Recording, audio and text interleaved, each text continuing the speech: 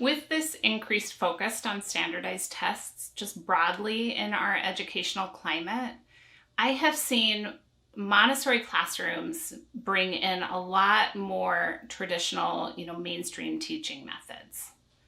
I've seen some classrooms where teachers require the children in the class to do math and language before they do any other work in the classroom, those topics that will be on the standardized test.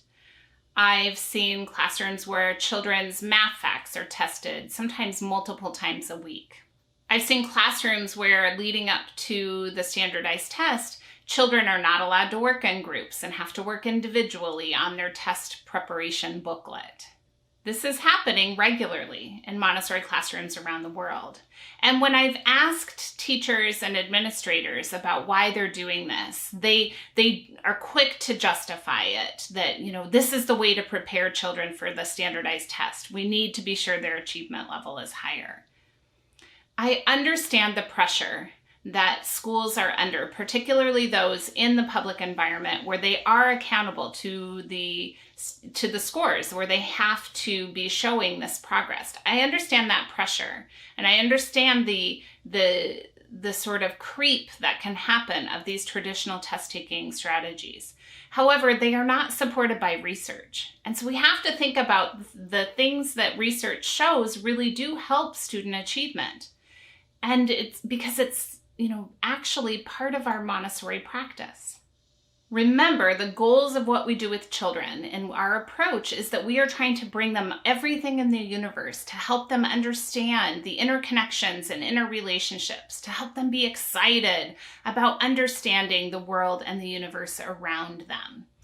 We do this in a way that all of the disciplines and academic subject areas are interconnected, that we're not artificially separating them for the children, so that we're allowing them to experience the math present in music and in art, and we're allowing them to bring art and music to their mathematics work. So we don't want to have these distinctions in the way that we approach our work with elementary children, even if we do have to do standardized tests that are only on math and language. So when we run a Montessori elementary classroom where children are freely choosing their work, where they have all sorts of academic subjects to choose from, and there's no judgment on that, we are actually doing what research shows is going to support student achievement, because they can move freely throughout the day, because they can participate in physical education and music and the arts and all these other academic subject areas that support student achievement. So if we narrow our curriculum, we're doing exactly what is shown not to help increase student achievement, and ignoring the natural part of our environments that does support their achievement on these tests. Peer tutoring, remember, supports standardized achievement. And we do that all the time in a Montessori environment. We have multi-age classrooms where children are always working together and supporting one another. And we build a culture within our classrooms of, help when you can and ask for help when you need it. And that creates a culture where children are constantly learning from one another. In fact, I might go to give a presentation to a child who will say, "Oh, I already know how to do that. I received that lesson from Khalil 3 weeks ago, and I've been working on this now."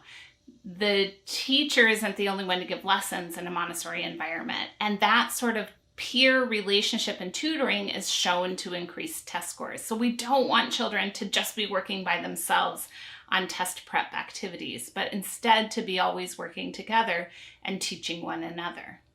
Research shows that children need to feel safe and connected to their teacher to achieve higher scores on tests. And that's a huge part of our work in a Montessori environment. We build a very safe and comfortable psychological environment for the children. We want each child to be able to be their authentic selves in our classroom, to feel valued for who they are, to feel connected and understood by their teacher. And that creates the exact environment we want to have for Montessori education to flourish. and it also will help increase test scores. So that's what we have to do. We don't want to hold children at a distance. We don't want to make them feel they cannot be themselves in our classroom. We want them to fully be themselves from, who they are, speak the way that they feel comfortable speaking, that expresses themselves effectively. We want them to feel confident in their themselves and their own self-worth, and to have a strong relationship with their teacher. So those are part of what we do anyway, and also will increase test scores. Learner-centered environments result in higher test scores. Well, that's an easy one for us, because we are always responding to individual needs. We're planning for each individual child. We're building an environment where children get to choose their work and work on it for as long as they wish, and do it because of their own interest and excitement. A Montessori environment at any age is a learner-centered environment, and this raises test scores. So we don't want to shift away from that and give assignments and worksheets and stop paying attention to individual learners, because that won't help them achieve higher scores. And we know it's not the best thing for their self-construction and their development. So this is another aspect of the way we run a classroom that allows children to score higher on test scores, and what we know to be the developmentally most appropriate thing for children. So there's a lot of hype and talk in our culture these days about standardized tests and about making sure children achieve, and how that's the end all for their sort of, almost it feels like, for their success in life hereafter. We have to remember that if we focus so much on these standardized tests, we narrow the curriculum, we exclude a lot of knowledge, and we're actually, we're trying to force children to be this one way. And then when they move on in the world, we really want them, colleges especially, want them to be well-rounded and critical thinkers. And standardized tests are not really promoting that in especially in the way we traditionally prepare for them. So we have to sort of take a breath and think carefully, what are the standardized tests that really matter in a child's experience? SAT scores, ACT scores don't matter as much anymore. Colleges see they aren't effective indicators. So what are the other standardized tests that children might take in their careers? It depends on the career they go into, right? Perhaps they take the LSAT or the bar, or they take their MCAT or the boards for their board certification as doctors, or they, there's any number of career-specific standardized tests that are required. But guess what?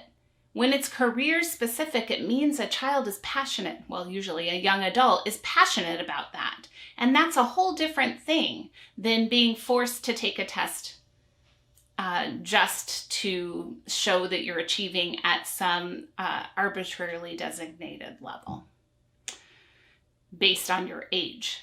I mean, that's the other thing about our standardized tests. They're based on biological age. Imagine if we had to take the 42-year-old test or the 61-year-old test. How many of us could pass an achievement test or set a standard of what someone should know at a different age like that? So as this testing culture continues to sort of be very pervasive, we also just need to take a step back and breathe and think through really clearly what's going to serve children. And we can put up with the standardized tests if we have to. We know that our practices are going to support achievement, and we can also recognize that our role is far beyond just focusing on specific standardized tests.